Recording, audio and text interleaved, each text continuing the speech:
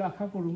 যদিও জানো তেওঁ চৰকাৰী কৰ্মচাৰী হিচাপে এই আমাৰ নামঘৰত বেছি সময় থাকিব নোৱাৰে আৰু তেওঁ পৰিবাৰ আৰু স্কুল এখনৰ লগত জড়িত আছে বুলি জানিছোঁ। গতিকে শ্ৰীযুত প্ৰণৱ মাকাৰী দেৱৰ পৰা দুআষাৰ শুনাৰ আশাৰে তেখেতক অনুৰোধ জনালোঁ। ওম কৃষ্ণায় নমঃ। ওম কৃষ্ণায় নমঃ। ওম কৃষ্ণায় বাসুদেবায় হৰৈ পৰমাত্মনে প্ৰণত ক্লেশনাশায় গোবিন্দায় নমঃ। শ্ৰী শ্ৰী গোবিন্দ মহাপুৰুষ। আজি লালমাটি তিনিচুকীয়া গাঁৱৰ বছৰেকীয়া সভাত উপস্থিত থকা নামঘৰ পৰিচালনা সমিতিৰ সভাপতি মহোদয়, সম্পাদক ডাঙৰীয়া, বিষয়ববীয়াসকল, মোৰ ককাইদেউ তুলাৰাম মাকাৰী ডাঙৰীয়া, ভকত বৈষ্ণৱসকল, আই মাতৃসকল, যুৱক যুৱতীসকল, শ্ৰদ্ধা ৰাইজ, প্ৰথমে সকলোকে নমস্কাৰ জনাইছোঁ। আজি আমাৰ এই পৰম সৌভাগ্য যে আজি যিটো নামঘৰত আমি উপস্থিত আছোঁ, এই নামঘৰটোত একালত আমাৰ দেউতাও আহিছিল। দেউতাৰ চৰণধূলি ইয়াত আছিল। ভাল লাগিছে। ময়ো নিজেই চিন্তা কৰিছিলোঁ যে আমাৰ দেউতাই যিহেতুকে লালমাটি তিনিচুকীয়াতে জন্ম, আপোনালোকে জানেই আমাৰ দেউতাৰ জন্ম লালমাটি তিনিচুকীয়া গাঁৱৰ। আমাৰ দেউতাৰ নাম আছিল লক্ষেশ্বৰ মাকাৰী, দেউতাৰ দেউতাকৰ নাম আছিলে মেৰাং মাকাৰী। আচলতে দেউতাৰ দুই ভাই আছিলে, সৰুজন তেওঁ অবিবাহিত আছিলে আৰু ইয়াতেই জন্ম হৈছিল দেউতাৰ ককাক আছিলে মেডাং। মেডাঙৰ ভাই ককাই 5জন আছিল আচলতে। বিকুদৰ, বোম আৰু 2জনমান আছিল। আমাৰ বংশ পৰিয়ালৰ 4জনৰ ভাগ ইয়াত আমাৰ যিসকল আছে বংশ পৰিয়াল আমাৰ ইয়াত আছেই, আৰু আমাৰ এটা ভাগ আমি আমাৰ মধুপুৰ তিনিচুকীয়া গাঁৱলৈ গৈছিলোঁ। আৰু দেউতাই ইয়াৰ বহুত মানুহৰ লগতে আমাৰ তাত যোৱাৰ পিছতো আমাৰ যাদৱ দাইৰ কথা মনত পৰে, বা কলা খোৱাৰ বোপাটিৰ কথা মনত পৰে, বা আমাৰ জকাই ৰজনী হাজৰিকা, ডাঙৰী বিধান বৰা, এনেকুৱা বহুতখিনি মানুহৰ লগত দেউতাৰ সংগ আছিল। যি সময় দেউতাই সকলোৰে লগত একতাৰে একেলগে সমাজখনক কেনেকৈ আগবঢ়াই লৈ যাব পাৰে, এই চিন্তা চৰ্চাবিলাক দেউতাই কৰিছিল। আৰু দেউতাই আমিও সৰুতে আহিছিলোঁ, আমাৰ বৰাই আছিলে যেতিয়া আমি গোটেইখিনিয়ে আইহঁতৰ লগত দেউতাৰ লগত আমি আহিছিলোঁ। ইয়াৰ পৰা আমাৰ মঙলা দাই হওক, পচন দাই হওক, বাবুৱা দাই, টুবিলৰ দাই, তেওঁলোকে বা সৰু দাইক আমি কমেই পাইছিলোঁ চাকৰিত থকাৰ কাৰণে। আমি প্ৰায় অহা যোৱা আমি আমাৰ লালমাটি তিনিচুকীয়া গাঁৱৰ সৰুৰ পৰাই আমাৰ আছে, আমাৰ নিজৰ ঘৰুৱা গাঁও।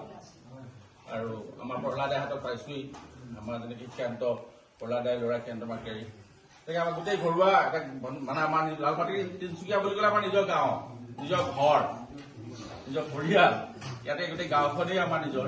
সেইকাৰণে আমাৰ খুব ভাল লাগে গাঁওখনৰ কথা। মই নিজে চিন্তা কৰিলোঁ যে আমাৰ লালমাটিত আমাৰ মধুপুৰ তিনিচুকীয়া গাঁও আমি নামঘৰটোতো তেনেকৈ টাইলছৰ মজিয়াত টাইলছ লগালোঁ।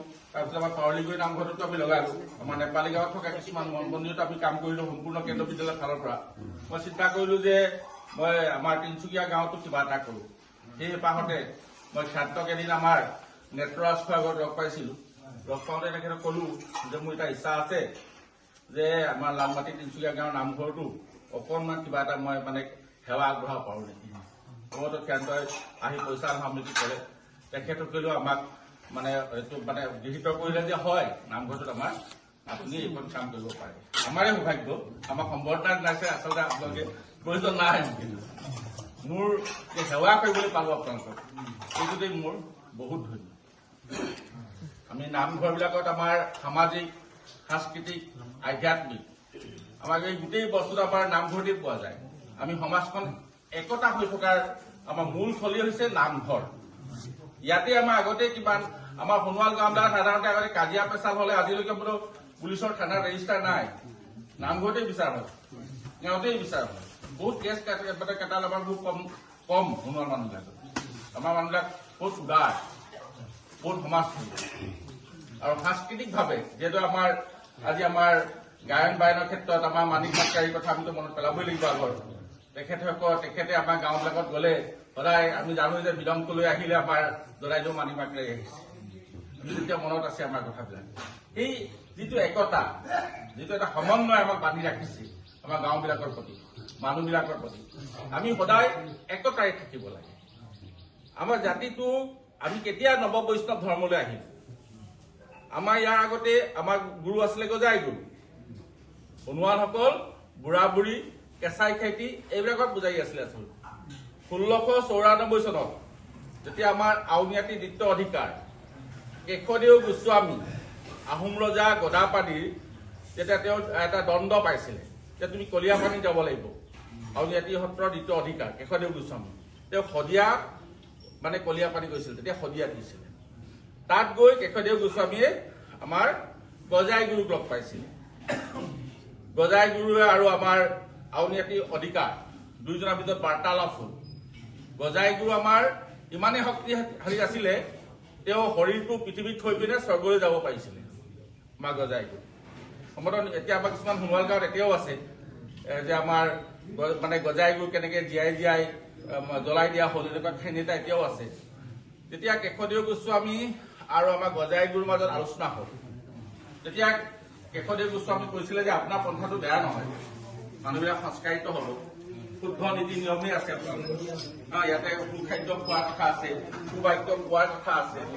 তেতিয়া তেওঁ ক'লে যে মলসুখিনি মই দিছো বুলি কয়, চাউল কথা দিছো, মলসু দিয়া নাই। চাউল কথা মানে হৈছে কি, আমাৰ এই বৈষ্ণৱ পন্থাটো আমাৰ মাজত এতিয়া আমাক গুৰুৱে এৰি থৈ গ'ল।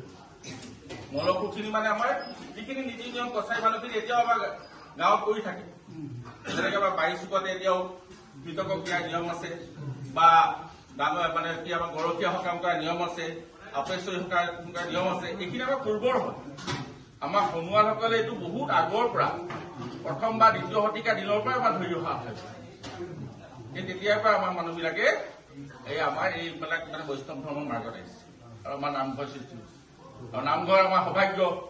আমি তেতিয়া মানে কি আজি 300-400 বছৰ আমি গোটেইখিনি কছাৰী মানুহ আউনীআটীয়ে শিষ্য হয়, তেতিয়াৰ পৰাই আমি আছো।